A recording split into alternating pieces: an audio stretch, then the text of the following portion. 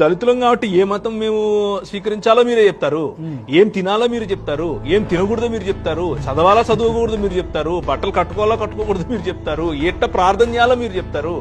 ఎందుకు మా రోడ్లు మేము వేసుకోలేము? ఇప్పుడు ఒక గ్రామం ఉంటది, గుడి చుట్టూ ఉండే రోడ్లు ఏమో బాగుంటాయి, మా దానికి వచ్చేనేమో ఏముండవు. ఇక్కడికి వచ్చి మేము ప్రార్థన చేసుకుంటే వచ్చి కొడతారు. సో ఇప్పుడు మా వాళ్ళు సర్పంచ్ ఉంటే, మాకు వార్డు మెంబర్ ఉంటే, మా దగ్గర మా పవర్ మా దగ్గర ఉంటే వీళ్ళ చేత అవుతుందా? ఇది క్రైస్తవులకు అర్థం కాదు.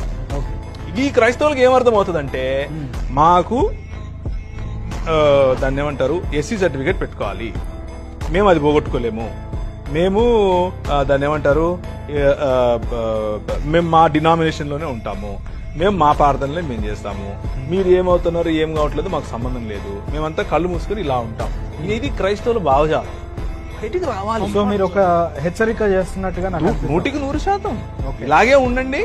రేపు తర్వాత హెచ్చరిక చేయడానికి మీరు ఉండరు, వినడానికి చెప్పడానికి నేను ఉండను.